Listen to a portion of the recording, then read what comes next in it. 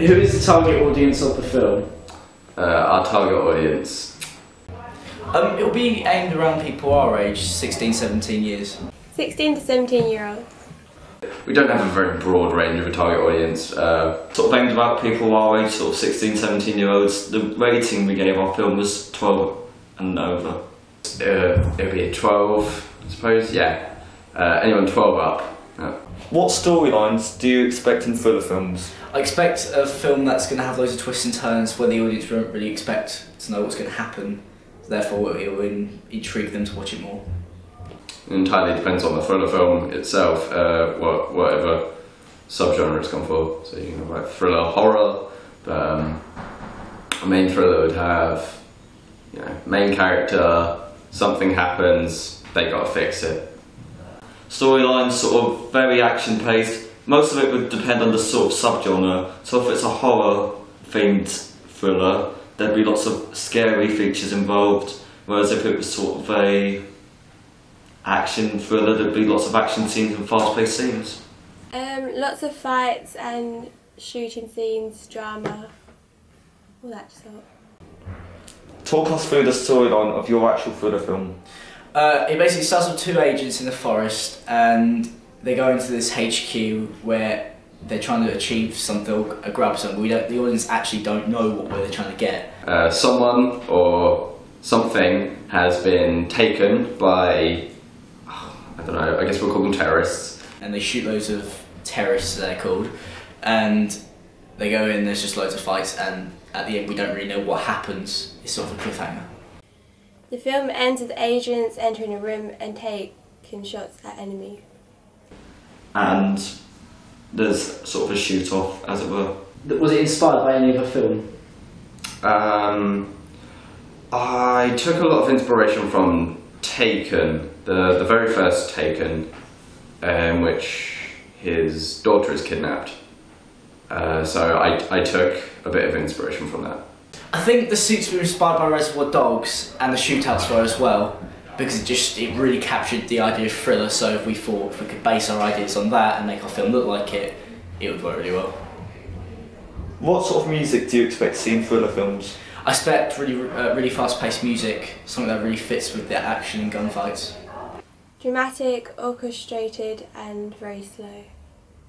What sort of fast action scenes you sort of expect to see? Fast, pacey music, that's really upbeat. Sort of slow, sad scenes, the music would be slower. Dramatic music like drums or an orchestral, yeah, so, something like that. What music is featured in the film? Something along those lines, but very scaled down. It's like just dramatic, but also kind of calming. Does the music fit with the feel of the film? I tried my best to make it fit with the theme. So yeah, I feel it. I feel it fits. And was that inspired by the film? The music, no, the music wasn't inspired.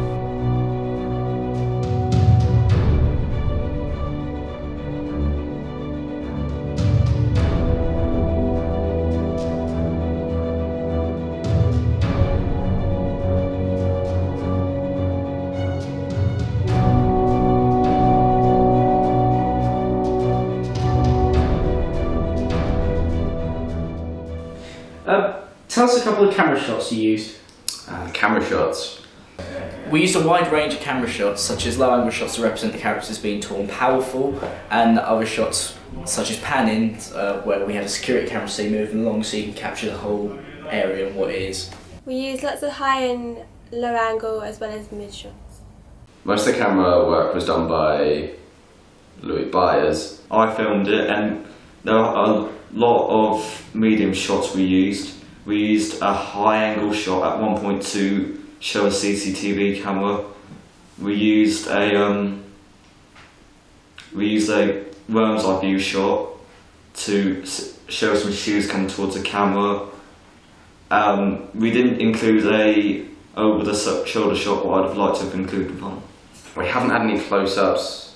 We did try a pan shot, but I don't think that's in the final cut. In terms of location, where did you choose to film? We filmed in a forest and in our current school.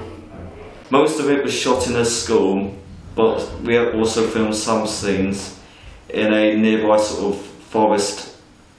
Inside the school and the forest. We filmed in part of a school as well as outside in a large field that I remembered was not far away. Why were these locations chosen? Because in most thriller films, they usually have a dark atmosphere, so we decided to do it at night where it captured that theme of thriller. In the forest is a good place as well, because that's usually where thriller films start out from what we've seen. Were the locations inspired by any film? In all fairness, a lot of it was inspired from Reservoir Dogs, as we were saying. There are other films that maybe caught our eye, but there was other media films that we'd also seen which inspired us as also.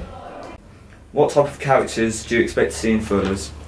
Agents, enemies, heroes and gangsters. I expect tall, big, powerful characters in a way to scare the audience and intrigue them more to watch, to learn more about them.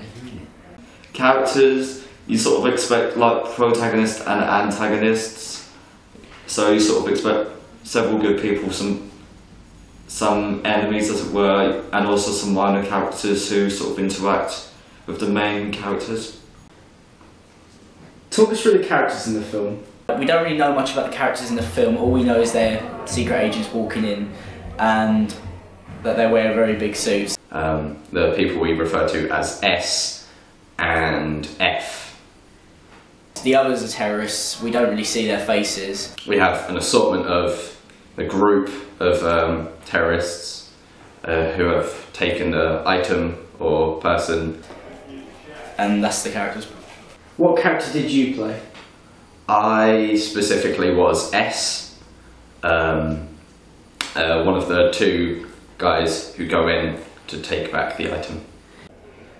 What costume was used in your film and why?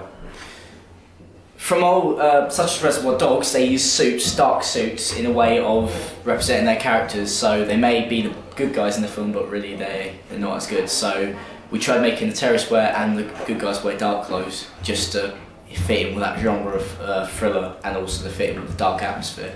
The two spies we used were wearing sort of suits. The two main characters would wear suits to imply that like they were main, they were important, and all the others were like just terrorists, so they would wear like big bulky stuff, or they would wear balaclavas and stuff like that. We used suits and balaclavas. We also had some terrorists who sort of wore dark, heavy clothing. What props did you use in your film? Just guns. Most of it was mainly guns. We didn't use any other props. We used a variety of handguns in our film so we could have actual shootouts. A lot of guns. No, not a lot, but a few.